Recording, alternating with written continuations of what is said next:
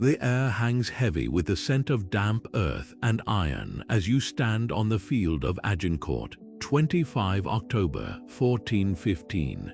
Around you, the relentless hum of longbows echoes, each cord drawn tight, each arrow destined to rewrite history. But these aren't just weapons, they're extensions of the men who wield them. 20 ordinary archers whose extraordinary skill defied the odds and shattered an empire's pride. Today, we're pulling back the curtain on these unsung heroes, the faces behind the arrows that rained death on armored knights. Who were they? What drove them to such impossible precision under the weight of mud, exhaustion, and terror? From the farmhand who could split a willow branch at 300 paces to the hardened veteran who loosed 30 shafts a minute, their stories are etched in the blood and soil of this battlefield. This is more than a tale of war. It's a testament to how sheer human grit, honed by years of practice, can bend the arc of history. So knock your arrow, draw with me, and let's uncover the legends buried beneath 6 centuries of dust and glory. Picture this, a weapon so revolutionary it reshaped the battlefield forever. The English longbow wasn't just a tool of war, it was a game changer, a towering piece of yew wood standing over 6 feet tall, strung with enough tension to send an arrow screaming through the air at lethal speeds. While French knights clanked in their expensive plate armor, confident in their invincibility, English archers drew back their bows with calloused fingers, knowing their arrows could punch straight through steel at 200 yards. But raw power alone didn't win battles. What made the longbow truly unstoppable was the years, sometimes decades, of grueling practice behind every archer. English law actually required boys as young as 7 to train weekly, mastering the kind of muscle memory that turned them into living artillery. While French nobility sneered at peasant soldiers, these so-called commoners could loose up to 12 arrows in a single minute, each one precisely aimed, each one deadly. And when those arrows fell like a storm at Agincourt, the results were catastrophic. Armor that had once deflected blades crumpled under the sheer force of high-velocity bodkin points. Horses panicked, knights stumbled, and the vaunted French charge collapsed into chaos. The longbow didn't just give England an advantage, it rewrote the rules of medieval warfare. Across the sodden field, one man stood with his bow raised slightly higher than the rest, an ordinary soldier whose name history forgot, but whose first arrow would echo through time. No fanfare announced his shot, no drums rolled as he drew the string to his cheek. Just the quiet hiss of an arrow cutting through dawn mist, followed by the dull thud of steel meeting earth. Yet in that single moment, the fate of nations shifted.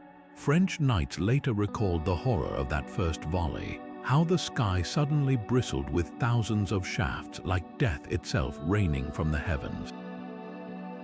But it all began with one unknown archer, a man who had probably spent his life yanking turnips from stubborn soil before this day.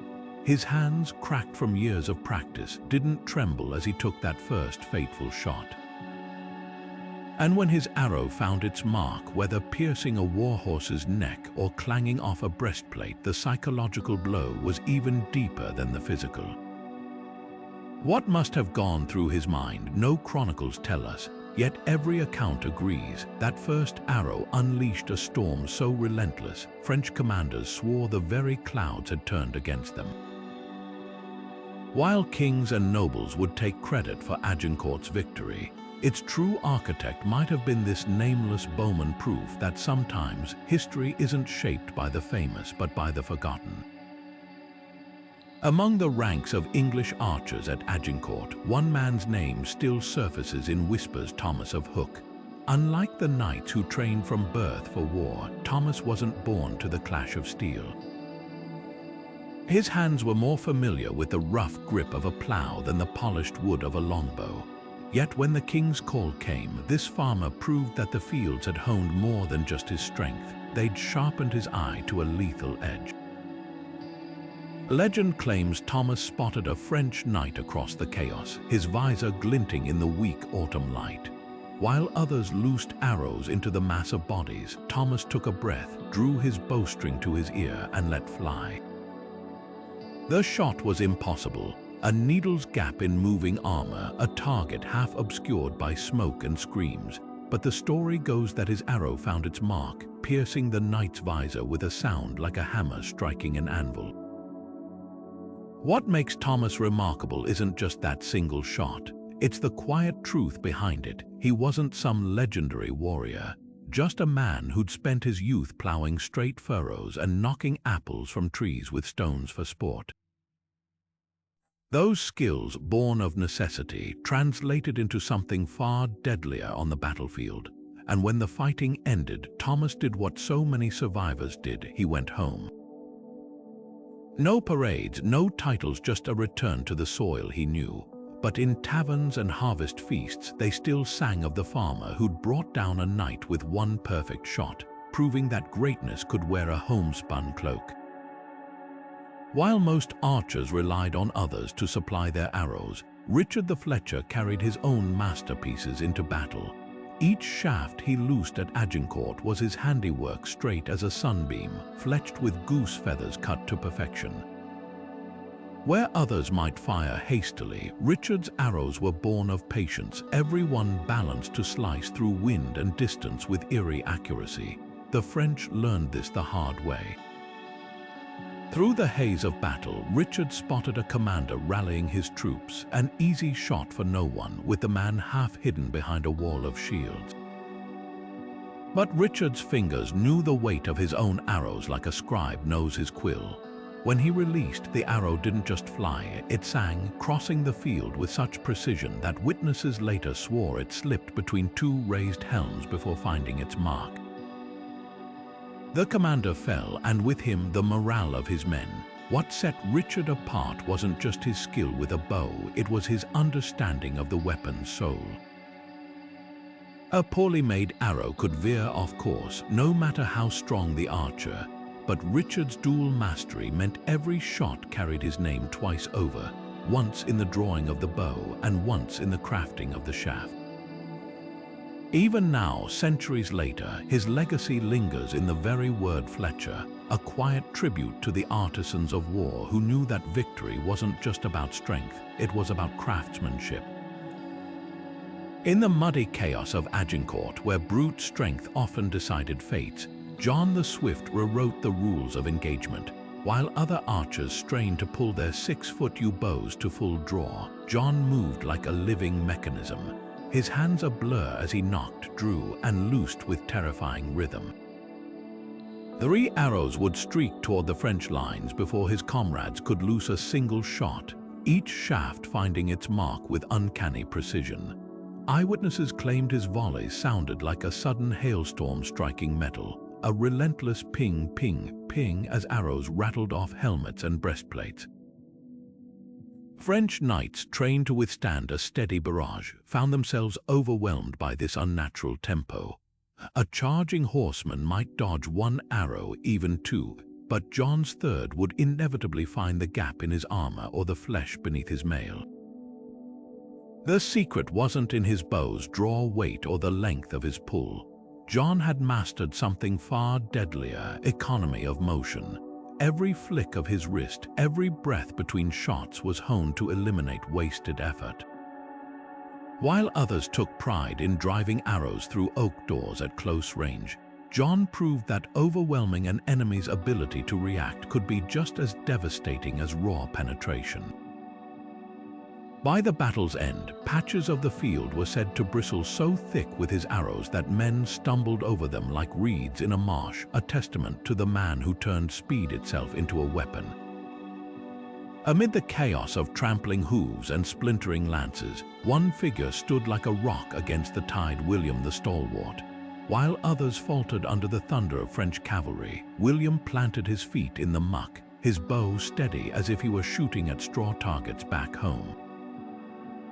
Horses bearing armored knights bore down on him, their breath hot, their charge shaking the earth, but William didn't flinch. His first arrow took the lead rider clean through the throat, a shot made not in panic but with chilling deliberation.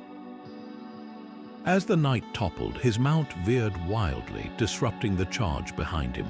William knocked again, his movements unhurried, his aim unerring. Rider after rider fell, their charge crumbling into disarray as his arrows found weak spots in visors and gaps in armor. What made William extraordinary wasn't just his skill, it was his sheer refusal to yield. Every archer knew the terror of facing mounted knights, the instinct to flee screaming in their bones. But William's calm defiance turned the tide. His standing ground bought precious moments for his fellow archers to form up, to shore up their lines. By the time the French regrouped, the English had turned their momentary advantage into a killing field. No chronicles record William's words that day, if he spoke any at all, but his actions carved his name into legend. In the aftermath, men would say that watching him stand firm, alone against the tide, steeled their own resolve. Because sometimes courage isn't about glorious charges or flashy heroics. Sometimes it's just about standing your ground and refusing to take a single step back. While other archers shouted taunts or cheered their hits, Geoffrey the Silent moved through the battle like a shadow, his lips sealed, his eyes scanning. Where others saw only a wall of gleaming French armor, Geoffrey spotted the tiny vulnerabilities: a loosened strap under an arm, a visor slightly raised for better vision, the gap where a breastplate met a gorget. These fleeting weak points became his targets. The French crossbowmen never stood a chance. While their cumbersome weapons took precious seconds to reload, Geoffrey's longbow hummed with quiet efficiency. One moment a crossbowman would be winding his weapon, the next an arrow hissed through the air, finding the narrow slit between his helmet's bever and chin. No warning, no wasted motion, just the whisper of feathers cutting wind before another enemy crumpled. What made Geoffrey deadly wasn't just his aim, it was his patience. While others loosed arrows in frenzied volleys, he waited, watching, calculating. A French knight adjusting his stance, a sergeant barking orders with his visor up. These were the moments Geoffrey exploited, his arrows striking with surgical precision. By battle's end, dozens of enemy officers and specialists had fallen to his silent, methodical kills, proof that sometimes the most dangerous man on the field isn't the loudest, but the one who never makes a sound. Beneath the clamor of clashing steel at Agincourt, one archer saw the battlefield differently, not just as a storm of arrows and screams, but as a chessboard waiting to be mastered. Henry the Strategist didn't just pull a bowstring, he read the ebb and flow of combat like a scholar deciphering a manuscript. While others focused on individual targets, Henry's gaze swept across the French lines, noting the subtle tremors in their formation. The way their horses stamped impatiently, their riders' lances dipping under the weight of anticipation. And in that moment, he saw the key to unraveling their entire charge. Pushing through the ranks, he didn't just shout advice, he demonstrated. With a handful of picked marksmen, Henry loosed a volley not at the knights in their gleaming armor, but at the vulnerable flesh of their mounts. The effect was instant. War horses reared in agony, toppling riders into the mud and tangling the advance into a snarled, stumbling mess. French commanders had prepared for arrows raining down on steel, but none had accounted for the sheer chaos of a cavalry charge collapsing under its own weight. What set Henry apart wasn't just his skill with a bow. It was his ability to think like a general while standing knee-deep in battlefield muck. By the day's end, even seasoned captains sought his counsel, marveling at how a man who'd never worn a lord's spurs could outmaneuver nobles with generations of military lineage. His legacy isn't just in the arrows he fired, but in the lesson he etched into history. Sometimes the sharpest weapon on the field isn't a blade or a bow, it's the mind behind them. Amidst the sea of straining archers, one figure loomed like an oak among saplings: Edmund the giant. While most English longbows required a draw weight only seasoned men could manage, Edmund's weapon bent under a force that would have snapped lesser bows in two. His arms, thick as ship's ropes, pulled with a power that sent arrows screaming across the battlefield with terrifying force, each shaft carrying enough momentum to splinter shields like dry kindling. The French learned this the hard way, when their standard-bearer reared up, rallying his men with their proud banner snapping in the wind. Edmund's arrow struck with the impact of a siege engine. The shot didn't just pierce, it obliterated, driving through the soldier's ornate shield, his mail, and the very pole of the standard itself in a single devastating strike. As the banner toppled into the mud, so too did enemy morale. But Edmund's legend wasn't just about raw destruction. The truth behind his strength was far grimmer. Years of backbreaking labor in stone quarries had forged his body into something almost superhuman. While noble knights trained with polished swords, Edmund had spent his youth hauling blocks heavier than a man, his muscles adapting to burdens few could endure. That same grit now channeled into every shot, proving that sometimes the deadliest warriors weren't bred in castles, they were hewn from the earth itself. Blood streaked down Robert's sleeve as he wrenched the crossbow bolt from his shoulder, teeth clenched against the white-hot pain. Around him, the battle roared, clashing steel, screaming horses, the relentless twang of bowstrings. Most men would have fallen back, seeking aid, but Robert the survivor wasn't most men. With a grimace, he notched another arrow, his left arm trembling but his aim steady. The wound should have crippled him. Instead, it sharpened his focus. Each draw of the bowstring sent fresh agony through his body, yet his arrows flew true, one after another, punching through visors and finding seams in armor. 12 French knights fell to his relentless volleys, their charge faltering under the fury of a man who refused to yield. What made Robert extraordinary wasn't just his endurance, it was the fire it lit in those around him. Fellow archers, seeing him fight on despite the blood soaking his tunic, straightened their backs and loosed with renewed ferocity. Their shouts weren't just of anger but of pride, a defiant echo of the brotherhood that would later inspire Henry V's famous words. Robert's story transcends the battlefield. It's a raw testament to how sheer will can rewrite the limits of human endurance. No ballads were sung of his deed that day, no chroniclers recorded his surname. But in the mud and chaos of Agincourt, he carved his legacy not with titles or glory, but with something far more lasting. The unbreakable spirit of a man who, even wounded, refused to stop fighting.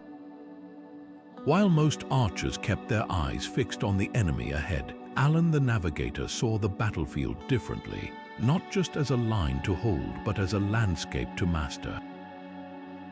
Before the first arrows flew, he'd already studied the sodden ground of Agincourt with the keen eye of a hunter tracking prey. Those slight dips in the earth, those patches of thicker mud, to others they were obstacles. To Alan, they were opportunities. When the French advance began, he didn't just stand in line with his comrades. With a sharp whistle and a wave, he led a dozen archers slipping through the terrain like shadows, using folds in the land to conceal their movement.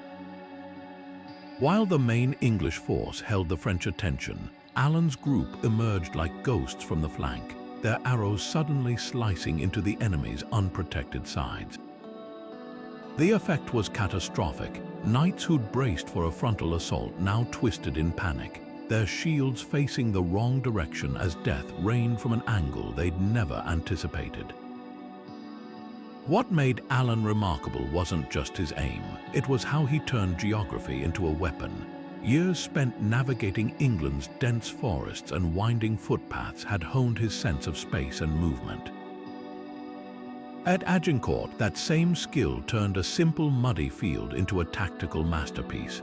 While nobles argued over grand strategies in war councils, Alan proved that sometimes victory wasn't about complicated plans, just about seeing the ground beneath your feet with clearer eyes than the enemy. Through the haze of battle, one archer's eyes locked onto a target more valuable than any common soldier, the gilded helm of a French noble rallying his men. Roger the Marksman didn't just see another knight, he saw a thread in the tapestry of war, and with one clean shot he could unravel it all. His first arrow flew before the noble finished shouting orders, a perfect strike through the narrow eye slit of his visor. The man crumpled without a sound, and the troops around him froze mid-charge, their momentum shattered in an instant. But Roger wasn't done. While others focused on thinning the ranks, he hunted for the next flicker of ornate armor, the next banner held aloft. His second shot dropped a baron whose family had fought in a dozen battles unscathed. The third felled a grizzled captain mid-roar, his voice cut short as the arrow found his throat. Each kill sent ripples of panic through the French lines, not just because men were falling, but because the ones who mattered most were vanishing. What set Roger apart wasn't raw brutality, it was cold, calculated efficiency. He understood something commanders often forgot. An army without leaders isn't an army at all. It's just a crowd clutching weapons. And while history remembers kings and dukes, it was men like Roger, sharp-eyed, patient, and utterly ruthless, who truly decided the day's fate. His arrows didn't just pierce flesh, they severed the invisible threads holding an entire fighting force together. On that bloody field where most men saw only terror, Walter the poet found rhythm, turning the chaos of Agincourt into verses as sharp as his arrows. As French knights lumbered through the mud, Walter's voice rose above the din, singing mocking ballads that twisted fear into laughter among the English ranks. Each taunt was timed to the twang of his bowstring, his arrows and words striking with equal precision. A noble's armor shines so bright, he'd chant, loosing a shaft that clanged off a knight's gilded breastplate, yet he stumbles like a drunkard in the night. The effect was electric. French soldiers, trained to expect screams and battle cries, faltered under this strange assault of poetry and projectile. Walter's verses stripped away their aura of invincibility, reducing proud knights to figures of ridicule even as his arrows found their marks. But his true genius lay in what came after the battle. While others hung up their bows, Walter took up his quill, recording not just the deeds of kings, but the gritty triumphs of common archers. His ballads immortalized Thomas's impossible shot, Edmund's earth-shaking strength, and a dozen other feats that might have faded into obscurity. In an age when history was written by the victor's scribes, Walter ensured the voices of the Longbowmen echoed through time. His legacy wasn't just in the men he unnerved or the foes he felled, but in the stories he saved, proof that sometimes the mightiest weapon isn't a bow or blade, but the words that refuse to let heroism be forgotten. By the battle's fourth hour, the ground at Agincourt was littered with more than bodies. It was strewn with spent arrows, snapped shafts, and splintered wood. As English quivers emptied, panic could have taken hold, but not for Simon the Stalwart. While others hesitated, he moved with methodical purpose, darting through the carnage to pluck reusable arrows from shields, soil, even the limbs of fallen foes. Each recovered shaft meant another shot, another chance to hold the line. Then came the moment that would etch his name into legend. With French forces regrouping for a desperate final push, Simon realized the truth. He held the last English arrow on the field. No fanfare marked the shot, no grand speech preceded it. Just a deep breath, a steady hand, and a single arrow arcing across the gray sky to punch through the visor of an advancing knight. The man crumpled mid-stride, his collapse triggering chaos among his followers. Simon's real triumph wasn't just that final shot, it was what it represented. While nobles spoke of honor and glory, he embodied the gritty pragmatism that won wars. Armies marched on supplies, and Simon ensured his never ran dry. His actions whispered a truth louder than any battle cry. Resilience wasn't about grand gestures, but the quiet determination to keep fighting even when the quiver held just one arrow. In that moment, as the last shaft left his bow, Simon proved that resourcefulness could be as deadly as any volley. The French knights never saw him coming, not until it was too late. While the main English lines clashed head-on with the enemy, Hugh the Ghost moved like mist through the trees and ditches, striking from angles no one anticipated. One moment, a French crossbowman would be scanning the battlefield. The next, a hiss in the air, an arrow sprouting from his ribs, and no sign of the hand that loosed it. By the time reinforcements arrived, Hugh was gone, leaving only whispers and fear in his wake. What made Hugh terrifying wasn't just his accuracy, it was his uncanny ability to become part of the landscape itself. Years spent poaching deer in royal forests had taught him how to move without sound, how to let the wind cover his footsteps. At Agincourt, those same skills turned him into something more than a soldier. He became a spectre, a rumor among the French ranks. Men who'd laughed at peasant archers now flinched at every rustle in the undergrowth, their nerves fraying with each unseen strike, and Hugh played his role perfectly. Never staying to fight, never lingering for glory, just a shadow slipping between the chaos, his arrows arriving like strokes of bad luck, unpredictable, unstoppable, utterly demoralizing. By the battle's end, French survivors would swear they'd been hunted not by men, but by the forest itself. In truth, they weren't entirely wrong, because Hugh proved something ancient and brutal. Sometimes the deadliest weapon isn't an arrow's point, it's the terror of not knowing where the next one will come from. Amid the youthful fervor of Agincourt's archers, one figure stood apart, not for his speed or strength, but for the quiet authority etched into his weathered face. Gilbert the Elder had seen more winters than most men on that field combined. His hands gnarled from decades of drawing bowstrings long before this battle was a whisper in history.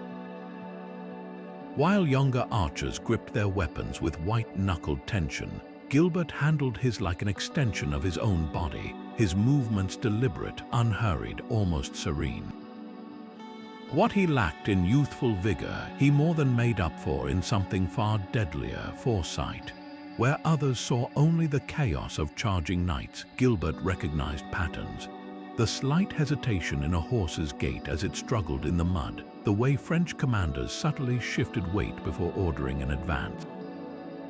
Years of hunting and skirmishes had honed his instincts to a razor's edge. When he murmured, "They'll feint left before striking right," it wasn't guesswork. It was the certainty of a man who'd watched 100 battles unfold in the wrinkles of an opponent's posture, and the recruits listened. Boys who'd mocked his stiff knees back in camp now clung to his every word, their panic easing under his steady presence.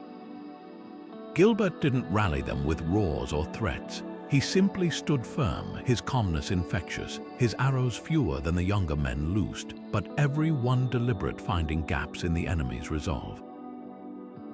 When the French made their final, desperate push, it was Gilbert who spotted the flaw in their formation first, directing a handful of archers to a patch of softer ground where knights would bog down.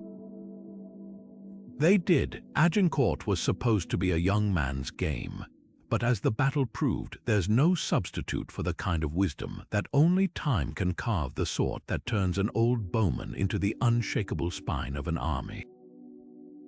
Among the cacophony of clanging steel and war cries, one archer's voice rose distinct, not in anger but in prayer.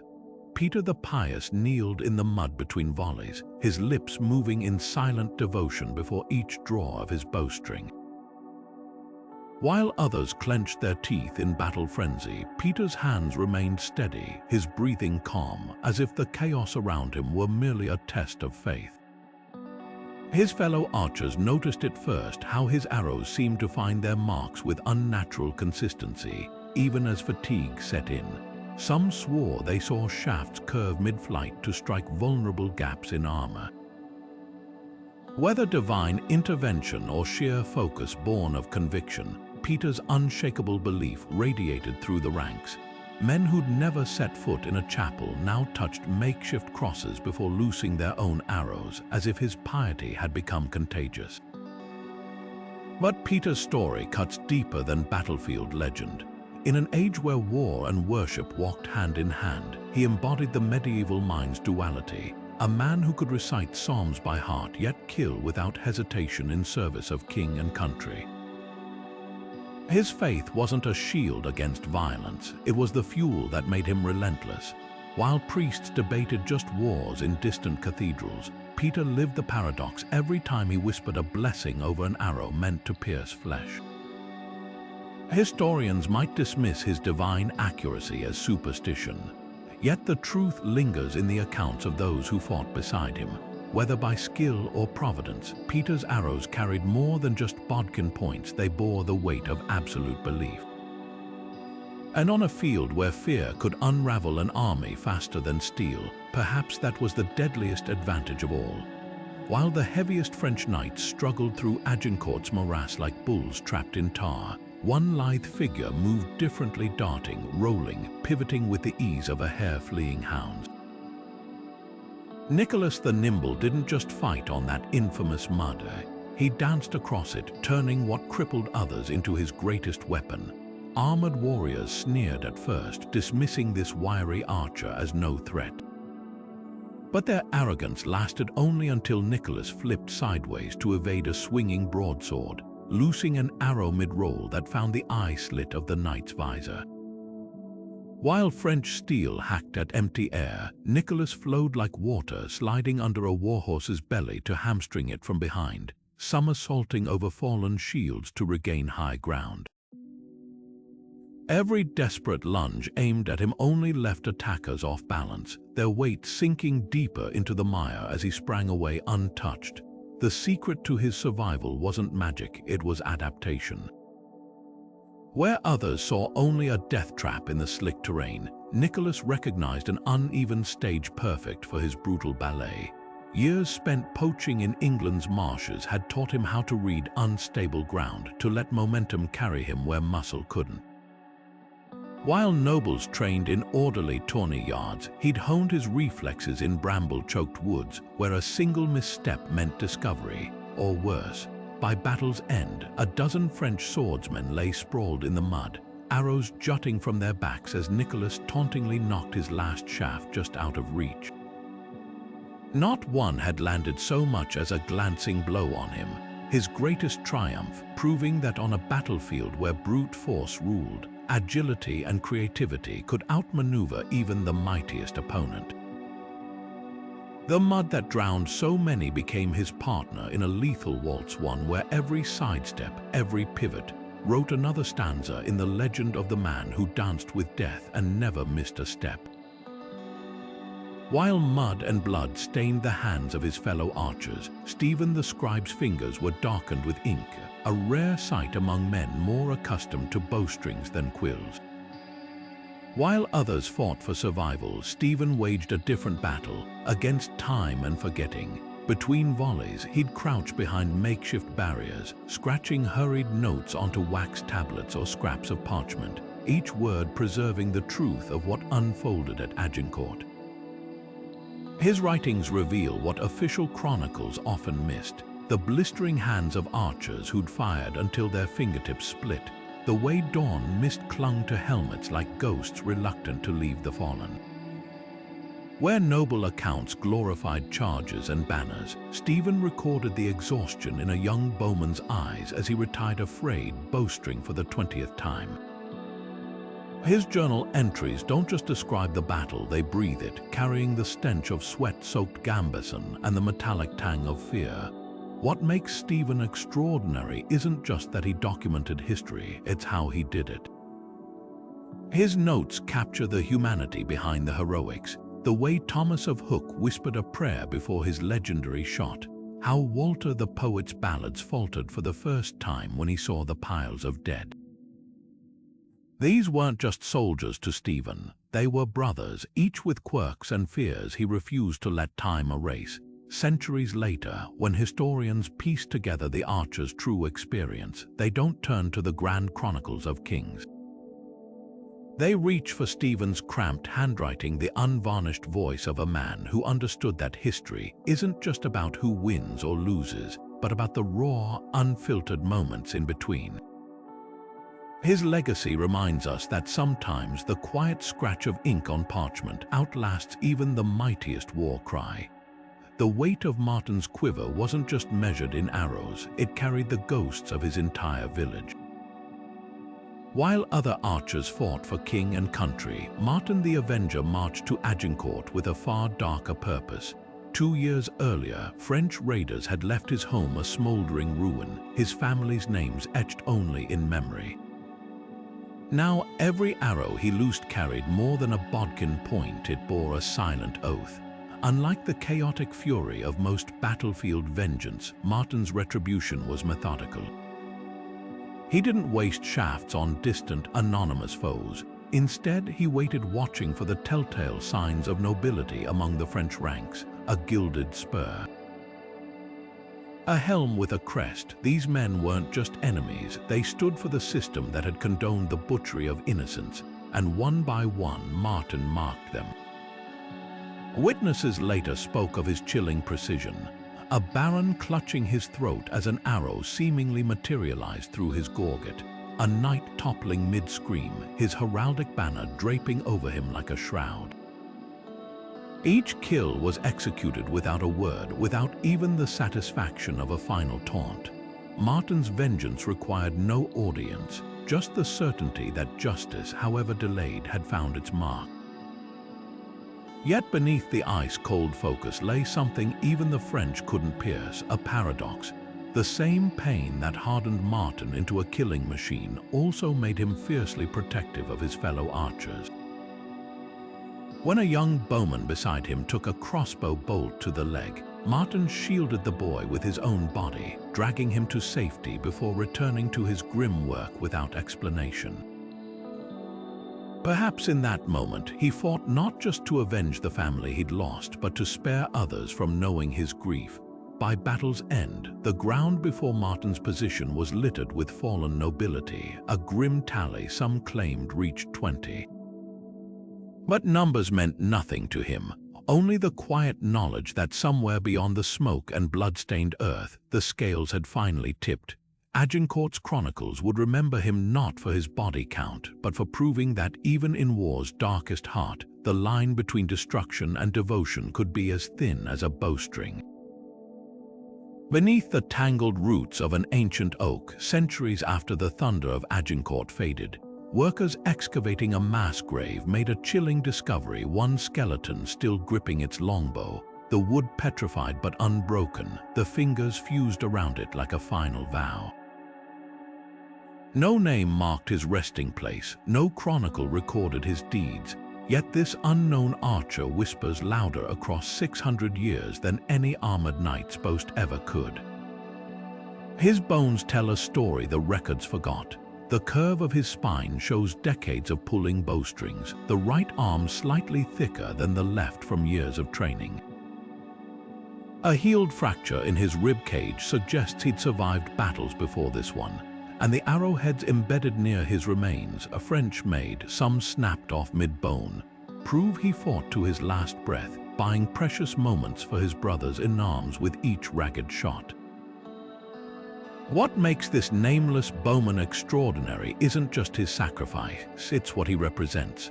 For every Thomas of Hook or William the Stalwart whose deeds survived in song, there were hundreds like him, men who left behind no ballads, no lineages, just the quiet echo of their arrows cutting the air one final time.